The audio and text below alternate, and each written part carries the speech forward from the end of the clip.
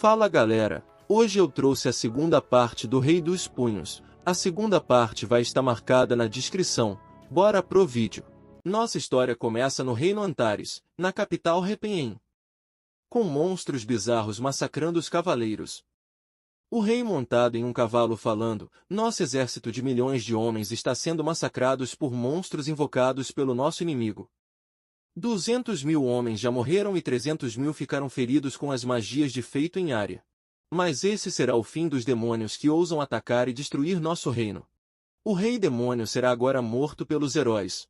Enquanto isso, do castelo demoníaco Kayak, na sala do abismo, o herói Alex von Alain. Seus feitos maldosos acabam aqui. Volte para as sombras de onde veio. Seu rei demônio desgraçado. O imperador de Antares, Raphenhard de Antares o encara sem falar nada. Rei demônio, vou te matar para apagar a mancha sombria desse reino, fala o santo da espada, Cyrus. Que pena, um império construído com tanto trabalho duro. Por que está dizendo que existe uma mancha no lindo império que é Antares? Esse é um lugar normal, como todos os outros. O sol nasce pela manhã e a lua se ergue à noite. Mas seu império das trevas é o responsável pelo surgimento dos monstros. Se você sumir, seus monstros sumirão contigo. Rei dos Punhos, Tesmon, o rei demônio pergunta. Os meus 4 reis celestiais foram derrotados. Sim. Aquele orc sujo não foi páreo para minha espada. O quê? O bravo guerreiro orc Tashid foi morto? O rei demônio começa a pensar, por mais que pareçam selvagens, os orcs são uma raça pacífica que vive de caça e coleta. E pensar que eles seriam tratados como monstros mesmo que sempre tenham lutado para proteger os fracos. É verdade que eles também são sujos e não costumam tomar banho mais. O rei do punho rindo fala, os 4 reis celestiais, aquele monstrengo feioso, também pagou pelos pecados dele, aquele troll.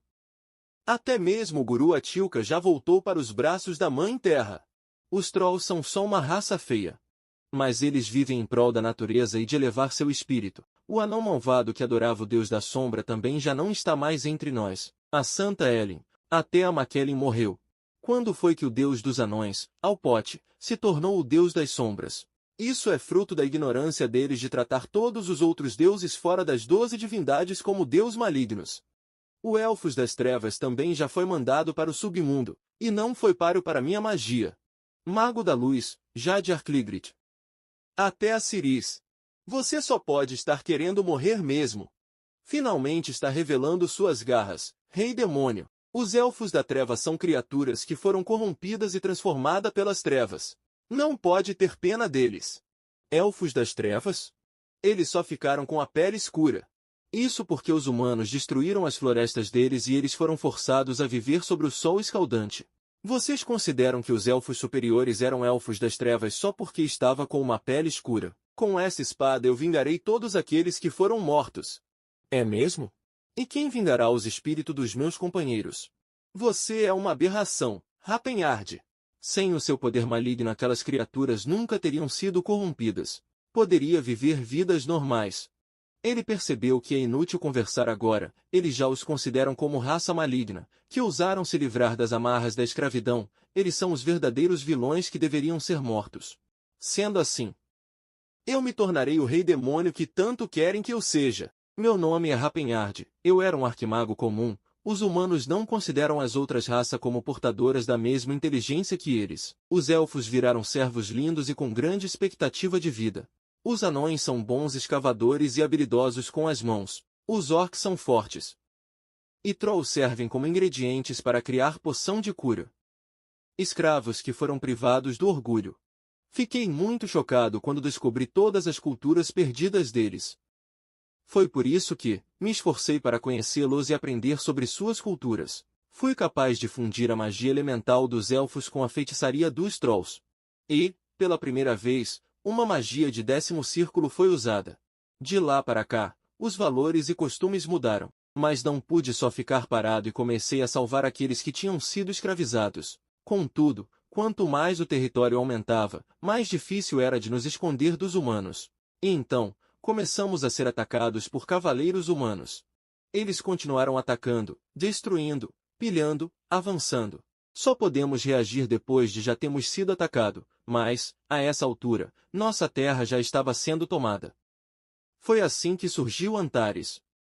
Uma nação formada por várias raças diferentes, mas que não discriminava os humanos, acreditando que todas as raças inteligentes pudessem viver em paz.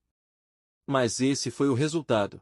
Mesmo quando nosso povo gritava, dizendo que esse era um bom lugar para se viver, esses gritos foram confundidos como magia das trevas do Rei Demônio. Nosso exército, composto por ogros e goblins, deve ter parecido assustador aos olhos dos humanos. Mas matar os meus amados companheiros por causa disso é inaceitável. Como rei, eu também tenho o dever de proteger minha nação. Se existe uma lei que permite que vocês entrem aqui e nos exterminem, acabarei com ela e criarei uma nova. Com isso ele mata o Alex falando. Ele pode ter recebido o título de herói por conseguir usar espada e magia, mas na verdade ele nunca se especializou em nada. No fim das contas, essa versatilidade foi o que fez se derrotado. Só nas histórias que os heróis sobrevivem no final. No mundo real, vence quem for mais forte. E o único que ficou de pé foi aquele que levou sua resistência e força ao máximo, o Rei do Punhos, Teslon. Consegui derrotar os outros, mas Teslon é diferente. Ele sim é a definição de alguém que só se especializou em uma coisa.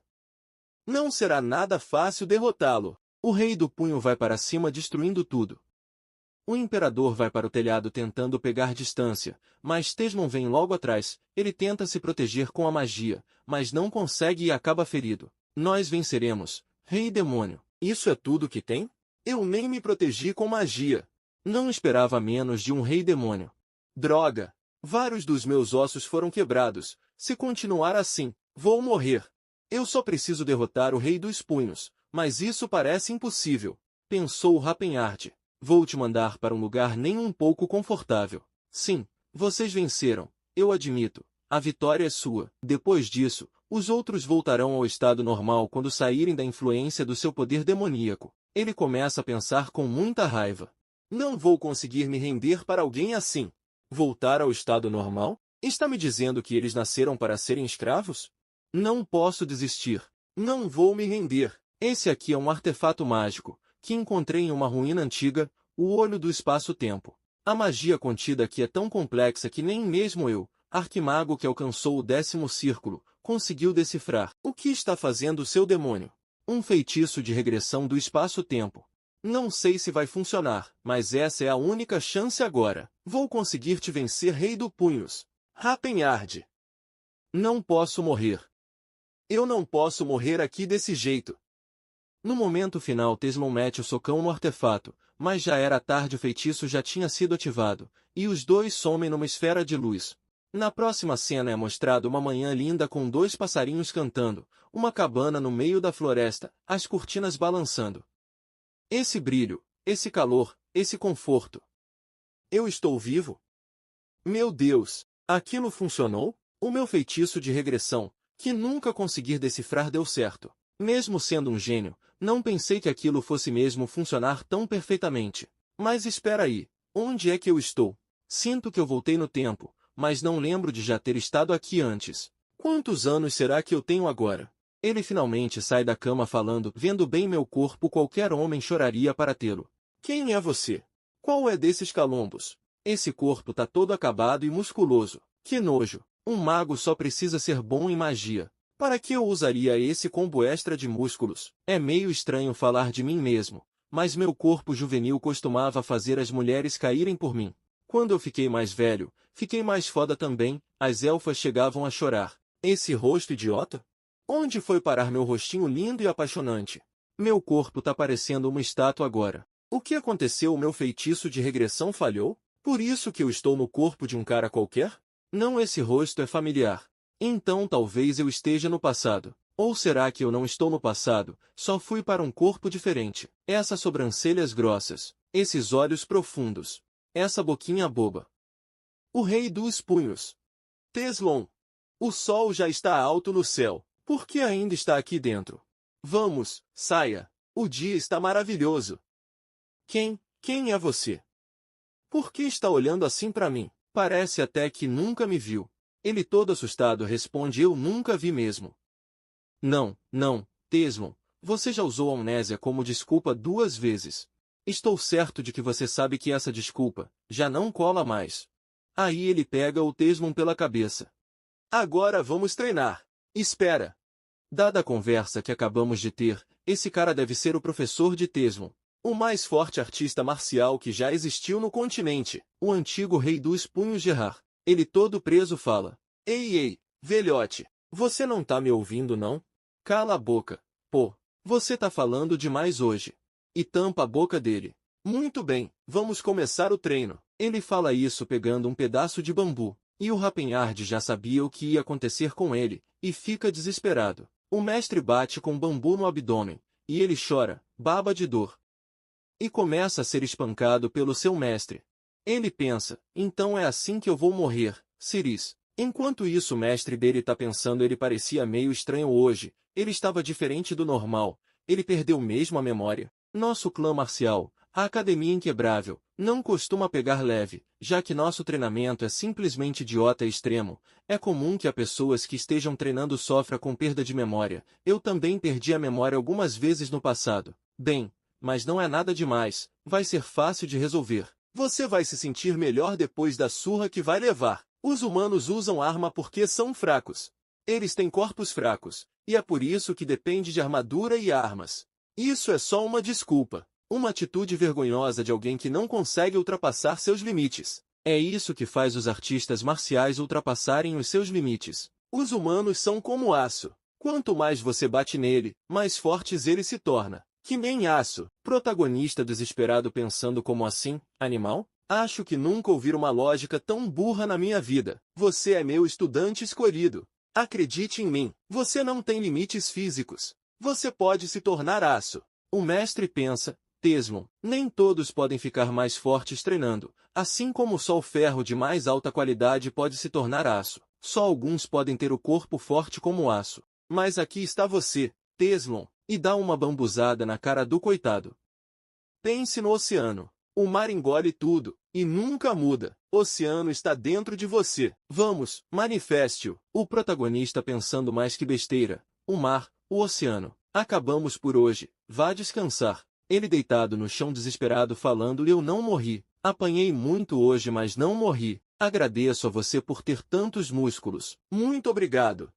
Um tempo depois, folha de gerel e pétalas de flores. É uma porção de cura? Uma garrafa de poção de cura custa 10 moedas de prata. Em pensar que estou em uma banheira cheia. Eu ouvi dizer que a rainha toma banho de leite para manter a pele macia, mas nem se compara a isso.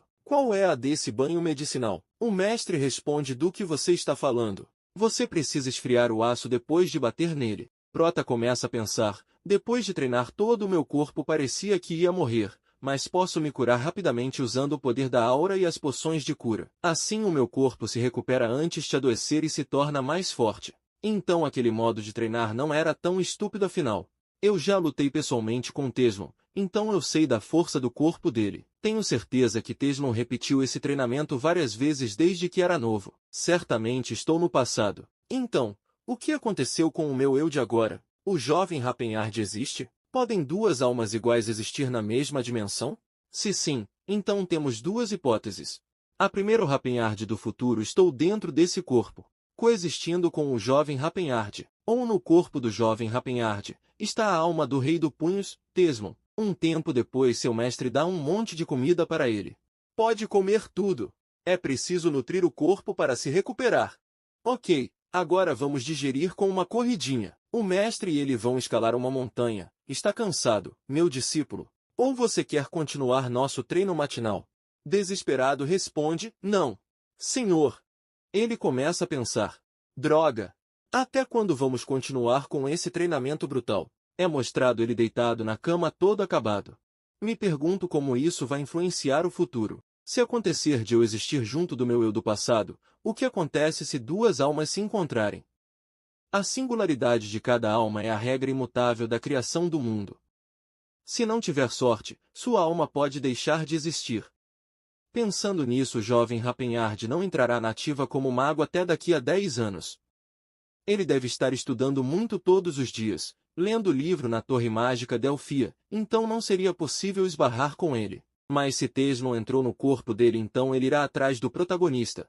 A força de Tesmon vem de treinar usando a Academia Inquebrável. Mas ele não vai poder fazer muita coisa com o corpo fraco que recebeu. A Academia Inquebrável é um tipo de treinamento que ele com certeza precisa da ajuda de um mestre, não tem como ele conseguir sozinho. Mas ele pode achar um jeito. De qualquer forma. Minha prioridade agora é fugir dessa prisão. Ele sai correndo. Pensando, vou fugir. Não importa o que aconteça, eu vou fugir essa noite. Aonde está indo, discípulo? Seu velho monstruoso. Quando ele chegou aqui? Você ficou quieto por 2 meses e agora está fugindo de novo. É a 9ª vez. Logo chegaremos na dezenas. Ele todo nervoso. Eu realmente não sou o garoto chamado Tesmon. Meu nome é Rapenard. Sou um mago. Essa é a sua desculpa dessa vez? O quê? Da última vez, você disse que veio de outro mundo. E também que conheceu dragões. Antes disso foi o que mesmo? No Império Van do Continente Leste, num lugar chamado Murim, você era um mestre que tinha reencarnado ou coisa assim. Mas dessa vez ficou mais convincente. Você melhorou. Agora vamos voltar e dormir. Ele pensando, seu velho maldito. Eu falhei hoje, mas com certeza conseguirei amanhã. Sim, eu falhei na fuga da prisão hoje. Tenho que admitir. Mas não pense que ficarei preso aqui para sempre. Em um outro dia ele tentando fugir de novo, mas foi pego pelo seu mestre. Eu também fazia isso quando era discípulo. Então é claro que entendo. Como não poderia? Não tema, se esperar e aguentar mais um pouquinho, será recompensado. Ele desistiu de tentar fugir de seu mestre. A Academia Inquebrável tem 130 anos de métodos de prevenção de fuga. Não há um único discípulo na história que não fingiu estar doente ou tentou escapar. Ele pensando, mesmo que eu tenha sorte de fugir, esse humano com certeza me seguiria até o fim do mundo. Será melhor simplesmente conseguir permissão oficialmente e descer a montanha. Foi assim que eu, dentro da prisão que transborda de amor, passei 2 anos da minha vida. Você conseguiu, discípulo. Você finalmente despertou sua aura. Ele todo felizinho pensando, ouvi dizer que até Cyrus, proclamado como o santo da espada, só despertou sua aura há 20 e poucos anos. E pensar que eu alcançaria esse nível antes dos 20 anos. O mestre pergunta, por que está tão surpreso? Como o treino da Academia Inquebrável, uma coisa dessa é óbvia. Se estimular seu instinto de sobrevivência junto do treino físico, a vontade de viver aumenta sua vitalidade e essa força se manifesta como aura. Esse tanto nem machuca, né? Vamos para o próximo passo agora. Nosso protagonista pergunta, agora vou aprender alguma arte marcial normal. Então será que poderei descer a montanha em breve? Que treino faremos agora, mestre? Você vai lutar comigo. Ele ficou tão assustado que não falou nada. E assim, 3 anos se passaram. No Reino Vaziri, na região sul, na montanha Slarshid, que tem um terreno profundamente difícil. Ele está no meio de uma cachoeira se preparando para meter um socão. Chamado Chifre da Calamidade, um golpe desferido depois de canalizar toda a sua força em um único ponto do corpo. A terceira superposição é o meu limite. Preciso levar isso de algum jeito para a 4ª superposição. O último estágio do Chifre da Calamidade é a 9ª superposição. Um soco com 9 ondulações, e aparentemente, pode até matar deuses. Mas o limite do Tesmon que eu conheço eram 7 superposição. Até o mestre Gerard só consegue fazer até a 8ª superposição. Ele precisa atingir no mínimo a 4ª superposição para descer a montanha. Meu mestre desceu até a vila pela primeira vez em algum tempo. Talvez ele tenha ido tomar uma bebida antes de voltar. Se fosse o meu de antigamente, teria aproveitado isso para fugir. Mas agora eu vou aproveitar para treinar um pouco de magia. Ele tenta, mas é muito fraco. Meu corpo não me ajuda. Apesar de lembrar de todo o meu conhecimento mágico, minha mana não está se acumulando, sem contar que esse corpo não tem capacidade para se tornar um mago. Ele sente que alguma coisa está se aproximando. Essa energia não é humana. Um orc, pensou ele surpreso com aquilo. Com isso ele o chama de humano, e diz para ele fingir que não lhe viu, e então não lhe matará. Como imaginei, ele é um orc, e julgando pelo seu tamanho ele deve ter 3 ou 4 anos de idade. Ele parece ser um fugitivo. Será que ele fugiu de uma arena? Com isso o orc repete a frase sobre lhe matar. Sorrindo ele pensa, que apesar de tudo ele está tentando conversar comigo, mesmo eu sendo humano, só porque não pareço ser uma pessoa hostil. Depois ele pensa que, é claro, uma raça orgulhosa como os orcs não vai querer mortes desnecessárias, mesmo nessas situações. Com isso ele pergunta a ele se tem alguém lhe perseguindo. O orc surpreso pergunta, como um humano conhece a língua da graça? Ele feliz responde: eu tive um encontro com destino. Então foi um encontro abençoado, falou ele baixando com a cabeça, e fala que ele acertou, pois está sendo perseguido. Então eu quero ajudá-lo, e pergunta se o orc pode confiar nele. O orc diz que ele conhece a língua da graça, então é como um irmão para ele, e fala que também pode sentir sua gentileza genuína vindo do fundo de sua alma, mas, caro irmão, me ajudar também te colocará em perigo. O prota pensa que ele tem uma fala bem eloquente, deve vir de uma boa linhagem, diz que pode lhe ajudar, então é para só confiar nele. Imediatamente começou a lançar um feitiço abrindo um portal, com isso diz para ele entrar pois sua magia vai escondê-lo. O orc surpreso pergunta se seu salvador é um mago. Ele pergunta se é estranho que ele seja um mago. Orc responde que com esse corpo sim. Fazendo com que o protagonista ficasse pensativo se olhando de cima a baixo. Então o orc entrar no portão agradecendo pela gentileza. Ele mal teve tempo de pensar no que havia acontecido quando passos foi ouvido atrás dele, e fala que isso será bem estressante. Os mercenários começaram a saírem da floresta lamentando que tiveram que passar por todo esse sufoco só por causa de algumas moedas de prata. Ei, você aí por acaso viu um jovem orc passar por aqui? Um dos seus subordinados diz que eles vão dar uma moeda de ouro se lhe contarem. O líder não gostou muito da proposta e reclamou, mas seu subordinado afirmou que não ia dar, só estava tentando convencê-lo a falar, e quando ele falasse era só o ignorar. Sem chance, afirmou o protagonista. O líder perguntou se era sério aquilo. Um dos seus subordinados disse que aquelas pegadas ali eram pegadas de orques. Então ele está aí, e falou para seus subordinados avançar. O protagonista pensou que era um saco seu feitiço não ter limpado as pegadas. E pensa que essa é sua casa, então não pode simplesmente deixá-los entrar. O líder ficou fora de si, e pergunta se ele perdeu a cabeça, como um pirralho como você ousa ficar no nosso caminho. O subordinado falou para o líder que ele não parece uma pessoa normal. O líder conscientemente fala aos seus subordinados que tem mais de 10 deles ali, então não é para ter medo, e diz para o prota parar de brincadeira e sair do seu caminho. Um de seus subordinados fala que aquele merda tem um corpão. O outro diz que não importa, pois ele é só um garoto. Ele começou a pensar que seus punhos são armas letais, um único golpe pode matar alguém. Então o que eu devo fazer? E diz para seu mestre ter a misericórdia com os fracos. Para alguém que é mais forte lutando com os punhos, usar uma arma é um ato de misericórdia. Assim ele puxou um porrete falando para eles não se preocupar se ele não os acertar, eles não vão morrer. O clã da Academia Inquebrável se concentra mais em artes marciais com os punhos, mas não significa que não tenha nenhum treino com armas. Eles furiosos começaram a falar como que esse pirralho se atreve a pegar um porrete contra eles, então ele quer tentar a sorte com a gente, ainda fica agindo como se soubesse lutar. Dando leve sorriso começou indo para cima de todo mundo batendo em vários de uma vez. Os mercenários vendo aquilo ficaram furiosos e disseram para atacarem juntos. Porém, o propósito das técnicas do porrete, a única técnica de arma, não é uma técnica para o combate, mas para treinar os discípulos rigorosamente.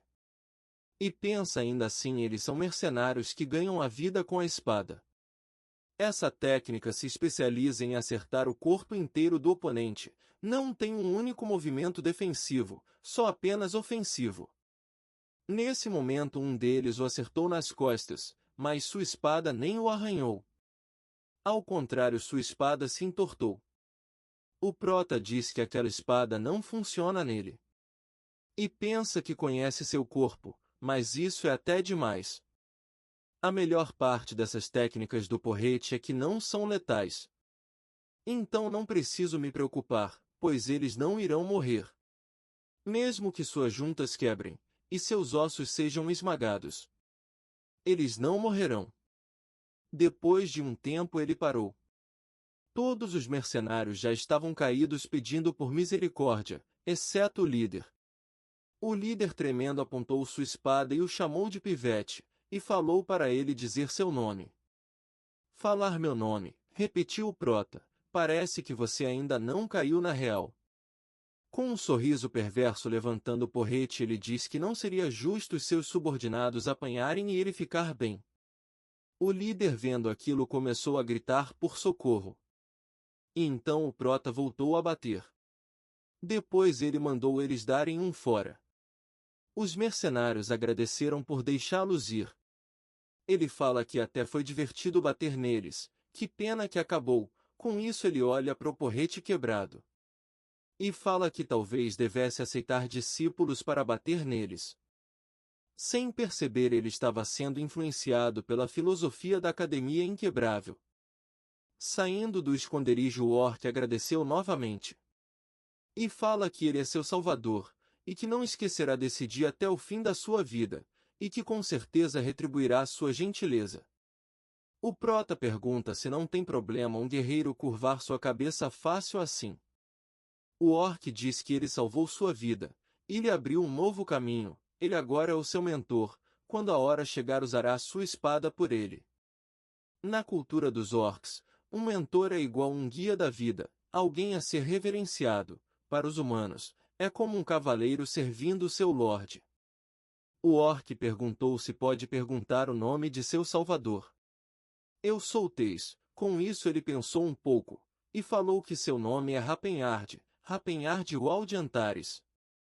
Vou me lembrar desse nome, falou o orc. O mundo pertence aos humanos, então para onde você vai? Que destino ele tem em mente? Ele diz que o continente é vasto, então deve ter algum lugar para descansar o seu corpo.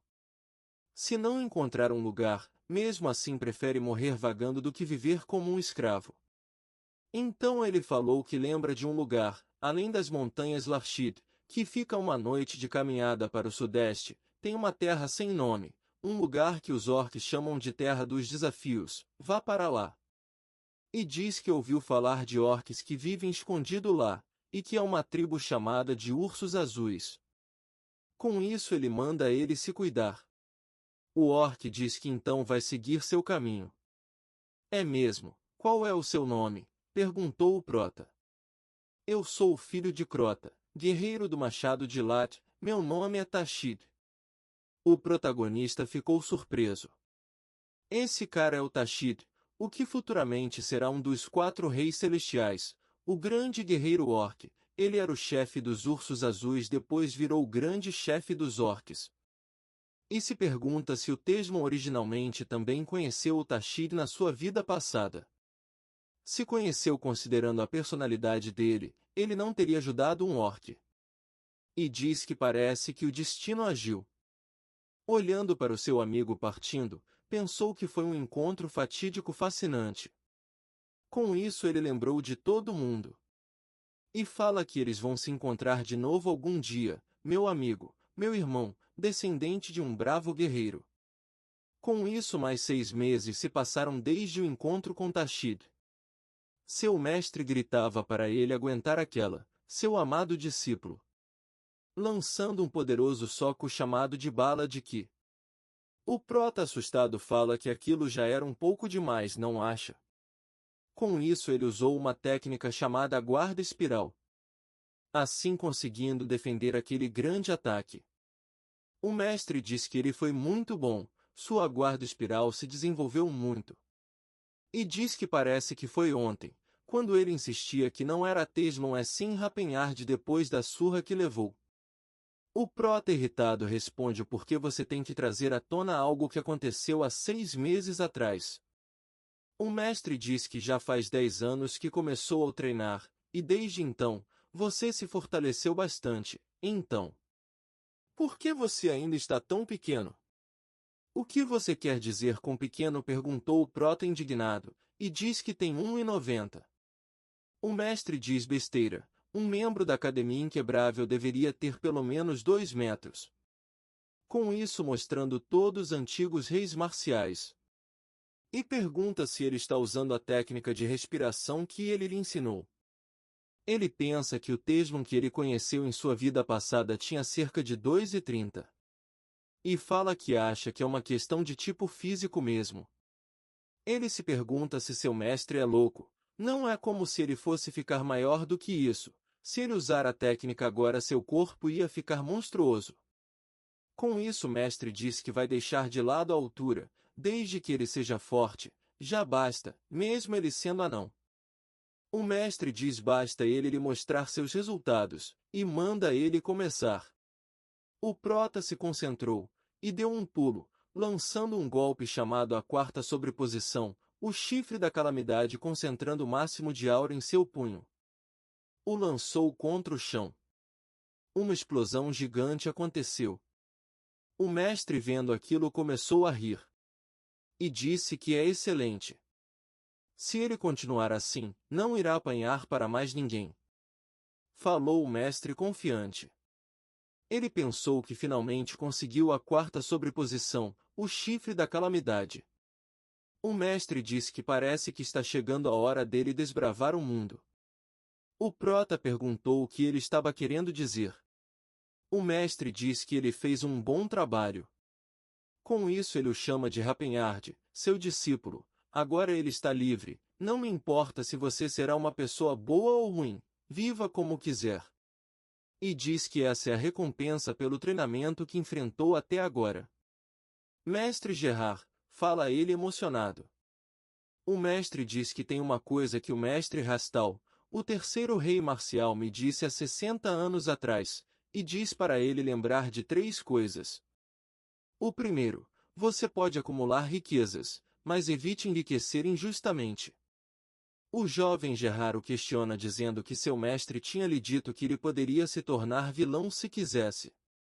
Então seu mestre disse que está dizendo que, se quer ser um vilão, pelo menos que seja um vilão digno, você precisa no mínimo ter estilo. Gerard disse que ideal estranho era aquele. Seu mestre disse que o segundo, era que sempre que possível, fique do lado dos injustiçados, não é melhor viver sendo adorado do que respeitado. Gerard questiona o porquê os injustiçados, e não os fracos. O mestre diz que ser fraco não significa ser injustiçado, e fala que o mundo está cheio de pessoa mais fraca que ele, como ele irá saber quem são os mais fracos? E fala que o terceiro é o mais importante. Certifique-se de continuar o legado da Academia Quebrável a todo custo. Então diz que ele precisa encontrar um discípulo para herdar aquelas técnicas. O prota diz que levará aquilo em seu coração. O mestre diz que sabe que não é fácil encontrar um discípulo talentoso, então não é para ele ficar se cobrando demais, mas quando a chance aparecer, não deixe escapar. Com isso ele joga 2 sacos para ele. Ele diz que aquilo são roupas e finanças para sua viagem. O prota falou que só tem 30 pratas, pensando que era pouco. E falou que achava que seu mestre era rico, e pergunta se ele não tem uma mansão na capital. O mestre diz que aquele clã marcial tem um valor fixo de pagamento para aqueles que descem a montanha, nós ajustamos o valor para adaptar à inflação, e diz que na sua época eram só 25 pratas. E diz que ele vai encontrar um presente que ele mesmo lhe deixou, na montanha Setelar. Você pode chegar até elas usando esse mapa. E diz a ele que se ele passar por lá, se sinta livre para visitar. Vestindo roupas de frio o prota estava andando até o topo da montanha. Quando chegou ao topo olhou para trás se perguntando se podia mesmo descer a montanha. E pensa que ele mesmo lhe libertou dali. Antes que ele pudesse pensar um poderoso raio de energia apareceu à distância, ele foi pego de surpresa. Ele pensa que até no dia de despedida seu mestre faz aquilo. Seu mestre no meio de tudo aquilo, começou a pensar, vai, meu discípulo, não se prenda a despedidas, corra sem olhar para trás. Pois você foi o escolhido para ser o herdeiro das maiores técnicas da Terra. O prota começou a correr vendo aquilo começando a vir em sua direção. Enquanto isso, em uma aldeia, um funcionário do estabelecimento tentou convencer ao chefe da vila dizendo que aquilo era perigoso. O chefe disse que deve dizer o que é necessário, mesmo para um nobre. Qual é o problema, chefe da vila? Perguntou o cavaleiro. Ele falou que gostaria de pedir o pagamento pela comida que ele e seus cavaleiros comeram. O cavaleiro com muita raiva jogou uma moeda de ouro na mão dele, e disse que aquilo deve bastar. O chefe da vila olhou surpreso para a moeda de ouro que caiu em sua mão. O cavaleiro pensa que deve ser a primeira vez que eles veem uma moeda de ouro. Com isso o chefe pede licença ao cavaleiro, e diz que aquilo não chega nem perto de ser o suficiente para pagar tudo o que eles comeram. O cavaleiro ficou furioso, e o chama de insolente, e pergunta se ele acha que ele não conhece o preço de mercado, só porque é um nobre. E pergunta como ele se atreve a tentar enganar um cavaleiro. Com isso ele dá um soco no homem. Os moradores correram para ver se o chefe estava bem, e pensa que eles estão mais para bandidos do que para cavaleiros. Eles se apossam de suas casas, das suas comidas, e ainda quer pagar só uma moeda de ouro.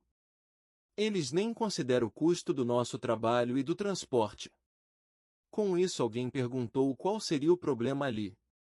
O guarda disse que não era nada, e o chama de jovem Lorde, Stefan. O Lorde disse que eles são indivíduos atrevidos, e fala que é por isso que ele não deve dar atenção aos miseráveis. Pois eles acabam perdendo a noção de seus lugares. Falou ele sorrindo. Agora vamos um pouco para o passado. Em um quarto luxuoso havia duas pessoas, era Rapenhard e Assíris. Ele pergunta a ela por que ela continua lhe acariciando. Ela diz que só deu vontade. Ele pergunta o que tem de bom num corpo magro como o dele. Ela diz que ele parece afiado, e precisa igual uma lâmina bem feita. Ele triste pensa que aquela era sua aparência, mas agora esse é seu corpo. Mas também sou muito mais alto. Ele pensa que Assíris atualmente deve ter uns 70 anos, que daria 17 na idade humana. E ela está em Kron, uma cidade no sul do reino Varsili. Em um ano Assíris será vendida, então ela deve estar no leilão de escravos de Chata. O que eu faço? Será que devo destruir o local do leilão para libertá-la? Ele pensa que é melhor não, pois se fizer isso será difícil recuperar seus poderes mágicos. É melhor resolver com dinheiro. O preço dos elfos escravos é bem astronômico, e tem um problema, eu não tenho nenhum tostão no bolso, mas tudo bem. Eu tenho um corpo poderoso, também tenho minhas técnicas, além de minhas memórias do futuro. Parando para pensar, acho que ouvi falar sobre uma ruína antiga, no caminho para Chata.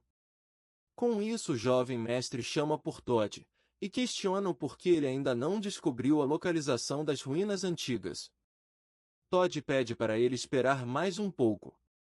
Numa posição de meditação vemos que esse é Todd, o mago da Torre Mágica de Delphian, especializado em arqueologia. Com isso ele diz que deve ser isso. Todd confirma. Ele diz que então é ali, que o famoso espadachim Sanrod, von Leotar-Zaltion, está enterrado. O prota pensa que já faz 3 dias que saiu de Kron, agora está indo para o norte, rumo às montanhas Atan, na estrada central. Ele pensa que graças ao seu vigor incrível, não sente frio, e lembra que ouviu dizer que o antigo rei dos punhos ficava sem camisa, até no inverno, mas pensa que não quer fazer isso. E graças ao flashback artificial, uma técnica secreta antiga, que o permite reviver as minhas memórias a qualquer hora, conseguir ver as minhas memórias sobre as ruínas antigas das montanhas Ata. Antes da minha regressão, havia um mago chamado Todd, que conheci na Torre Mágica. Ele me contou que explorou essas ruínas com os Altions. E lembra que ele foi lá em sua vida passada, e conseguiu encontrar o verdadeiro tesouro que o grupo do Todd não conseguiu. E lembra que vendeu tudo e conseguiu mais de 2.000 moedas de ouro. Com isso ele coloca o pé. E diz que chegou à Vila do Gado, e é como se lembra. Com isso o pessoal discutiam o que eles farão agora. Um deles diz que eles não têm permissão para chegar perto do Vale da Morte. O outro diz que não podem fazer nada, já que eles exigiram um guia, e todos sabem o que irá acontecer se rejeitarem esse pedido. E fala que até o chefe está naquele estado. Um dele diz que esses nobres são doentios. O outro manda ele abaixar a voz, pois eles podem lhe ouvirem. Com isso um homem disse que vai. Todo mundo o chamou de Ted, e perguntou por que ele. Ele diz que sabe mais sobre o vale de que qualquer um, então não tem pessoa melhor que ele. Com isso a mulher e a filha chama por ele. Ele pensa que também não quer ir. O outro diz que é isso, ele consegue. O outro fala que um homem deve manter sua palavra. Ele pensa que agora não quer ir ainda mais. Com isso o prota com o rosto na janela fala que ele vai se ele não quiser. O cara gritou de susto. E pergunta quem ele é. Ele diz que só estava de passagem e ouviu a conversa por acaso. O povo questiona o por acaso, e pergunta quem invade a propriedade de alguém por acaso. O cara pergunta se ele conhece a região. O prota diz que sim. E ainda assim quer ir. O prota fala que já foi lá antes. O cara diz que não sabe se ele sabe, mas ninguém já voltou vivo de lá, e pergunta se ele tem certeza que quer ir. O prota falou que já disse que já foi lá. O prota pensa que eles deveriam ficar gratos, pois está salvando a vida de um deles. O Vale da Morte é na verdade uma masmorra, que é um resquícios da Era Prateada, um período há muito tempo esquecido. 50 anos atrás havia um cavaleiro dos Altions, conhecido como Shlod. Na juventude dos seus 45 anos, ele despertou a aura, e foi em todo tipo de aventura, suas histórias heróicas se espalharam por todo o reino Varsili. Mas a fama gera arrogância, Shlod entrou no Vale da Morte com um único servo e morreu. O problema é que a espada demoníaca dos Altion que ele levou também foi perdida. Essa espada é o símbolo da família Altion, que era transmitida de geração em geração, e os esforços para encontrar essa espada continuam por mais de 50 anos. Eu agora me junto ao grupo de Stefan von Repanto Altion, em busca da espada. O prota pensa que ele talvez seja o neto do Shlod. Com isso a elfa dizia que o jovem mestre é elegante até sem o cavalo, como esperado de um grande cavaleiro. Stefan diz que se sente um pouco melhor em ouvir isso e o chama de Leucia. O prota pensa se ela não é uma elfa assassina, então por que eles parecem estar se divertindo? Com isso ele olha e pensa que esse grupo só tem um santo, acho que seu nome é Silas, ele ainda parece jovem, e se pergunta se ele consegue mesmo usar feitiços divinos. Além disso, como que ele é homem, o encarando desconfiado. E pensa que deveria também tentar falar com o Todd. Mas esses dois parecem estar conversando, e pensa que o Todd tagarelava bastante até quando era jovem. Mas esse clima está meio esquisito. Com isso Prota diz que não é possível, será que o Todd é? Ele pensa que não pode ser, pois o Todd era um cara tão legal, é impossível. Com isso o guarda disse que ele fez uma escolha sábia. O prota perguntou se ele quer dizer sobre ele mostrar o caminho, e disse que não é nada demais. O homem diz que os aldeões estavam com muito medo de aceitar. O prota diz que é natural eles ficarem assustados. O cavaleiro pergunta o que tem de tão assustador, quando os bravos cavaleiros do reino estão os acompanhando. O prota com muita raiva pensa que não há um único cavaleiro no mundo que não seja cheio de si. Será que ser um cavaleiro torna as pessoas narcisistas?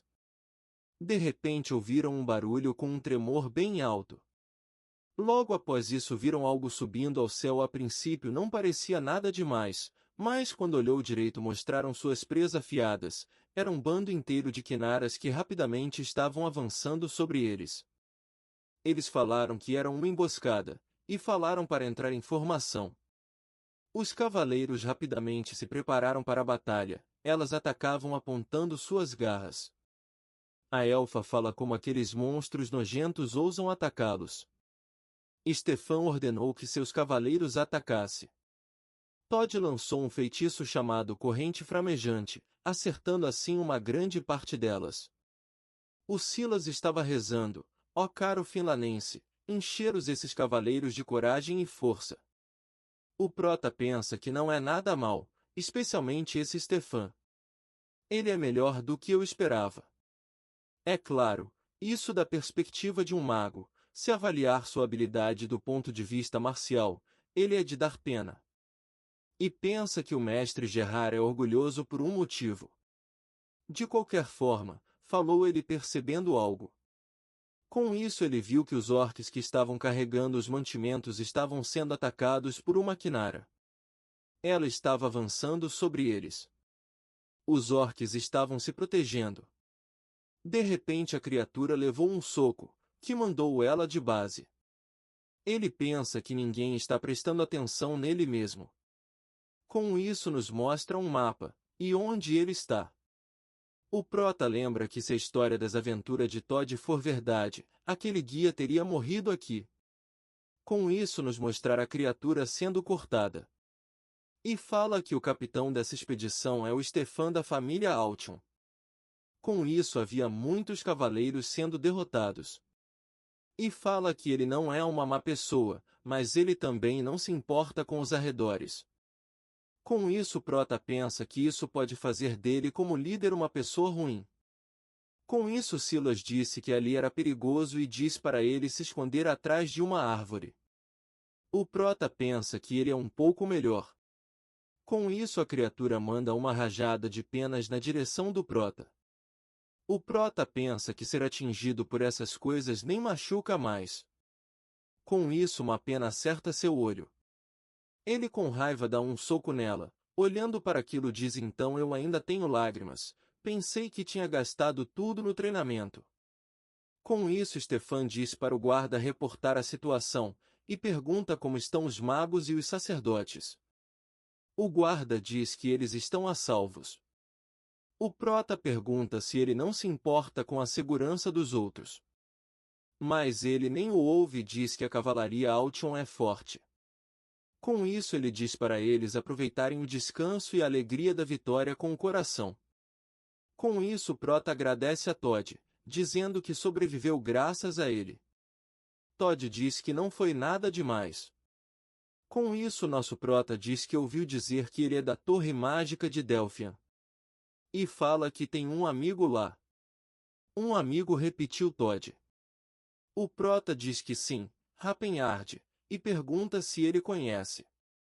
O Todd diz que sim, e diz que fica surpreso que aquela criança tem um amigo como ele. Com isso Todd diz que aquela criança é bem fofinha e gentil. O Prota fica em choque ao ouvir aquilo. Ele pergunta o porquê o interesse.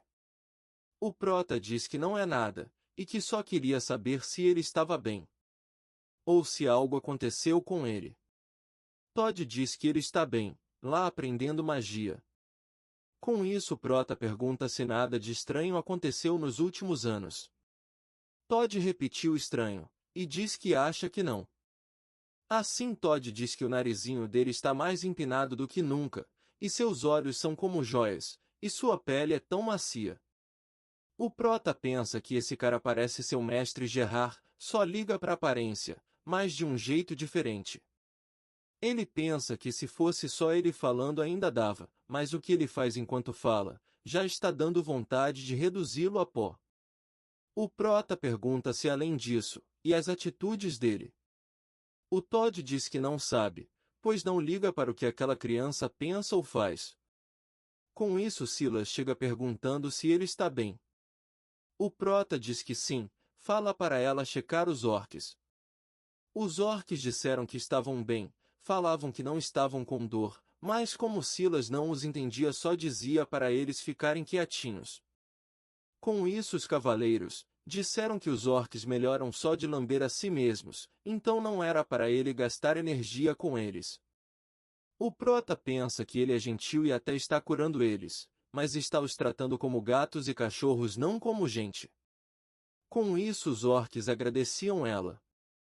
Ele pensa que os maiores problemas das pessoas são seus fundamentos. Essa espécie ainda terá um caminho árduo para encontrar seus direitos.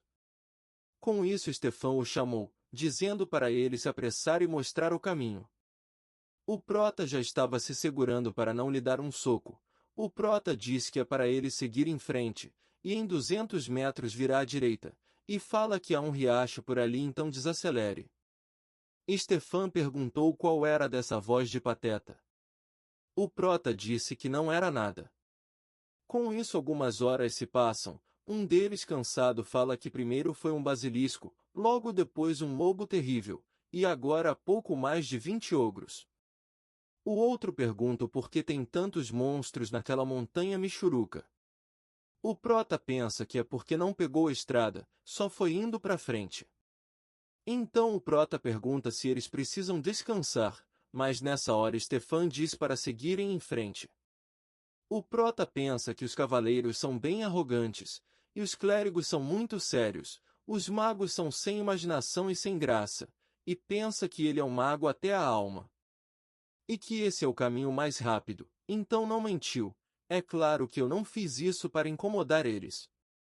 Com isso Stefan diz que então era ali que Sancho morreu, e pensa que havia tantos monstros assim. Com isso ele vê algo, era uma masmorra. Stefan feliz disse que era ali, o cavaleiro assentiu. As antigas ruínas de Palton. Com isso eles caminham até lá. Todd diz que ali é a entrada. Com isso Stefan diz para eles se prepararem. O prota disse que iria esperar ali. Stefan disse que ele já fez sua parte, então já pode ir embora. O prota diz que não tem como voltar sozinho. Ele fala que entendeu, já que ele trabalhou duro levando eles até ali, então vão lhe proteger no caminho de volta. Assim Stefan diz que uma grande criatura descansa ali, vamos atender ao desejo de meus antepassados, e encontrar a espada demoníaca Altion. Com isso Prota diz boa sorte enquanto os cavaleiros avançam. Com isso Stefan grita, para irem, pois eles são os valiosos guerreiros de Altion. Com isso eles entraram na masmorra. O prota diz que isso é bom, agora é hora de fazer sua parte. Ele pensa que agora esse lugar está cheio de monstros e espírito, mas antigamente, na Era de Prata, esse lugar costumava ser uma base de logística, e era uma construção militar comum. Mas mesmo que fosse normal, a tecnologia da Era de Prata é como um milagre nos dias de hoje, então é bem valioso. E pensa que já faz tempo, no passado vim investigar aqui com a Ciris. Com isso mostra ela chamando por ele dizendo que está ouvindo os silfos sussurrando bem atrás daquela parede. Rapenhard diz que é um caminho secreto, e fala que ela fez um bom trabalho. Com isso a porta se abriu. De repente Rapenhard diz que está com vergonha.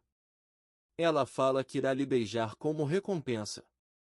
O prota pensa o que eles tinham na cabeça ao fazer algo assim no meio de uma zona perigosa. Com isso ele diz que lembrando bem a senha era uma mistura de magia da água e da terra na ordem inversa. E diz que tem a resposta quase em mãos praticamente. Ele pensa que não é fácil, já que não tem mana suficiente, além do cérebro desse corpo ser ruim demais. Com isso a porta começa a abrir, ele fica surpreso ao ver que funcionou. Ele fala que irá tirar seu casaco por enquanto, não quer pôr em risco uma roupa que custou 10 moedas de prata. Com isso ele se anima dizendo que deveria começar a testar seu corpo. De repente vieram uns gritos. O prota se pergunta por que os gritos estão vindo de lá da frente, já que eles foram pelo outro lado. Com isso ele pensa que parando para pensar, aquele caminho se conecta com o terceiro andar da masmorra, e pensa se não é como uma invasão. Com isso ele fala que se lembrou que esse lugar mesmo destruído, ainda é uma base militar. Então o sistema de mana ativa todo tipo de segurança para tentar expulsar os invasores. No passado, Ciris e eu viemos sozinhos, então não tivemos que nos preocupar com outras pessoas, Mas agora o grupo de Altion também está na masmorra. Eles obviamente caíram em uma armadilha e foram parar no segundo andar. E pensa que eles estão ferrados agora. Enquanto isso, em algum lugar das ruínas, o cavaleiro tenta defender, mas foi de arrasta. Stefan, confuso, chamou por ele e perguntava o que estava acontecendo. Com isso aparece uma foice gigante, e o bichão que estava segurando ela logo olha para ele. Ele pensa que não dá para vencer aquilo. E se pergunta como um humano pode vencer um demônio como aquele. Então galera, esse foi o vídeo. Quem gostou já vai deixando aquele like e se inscreva. Até a próxima!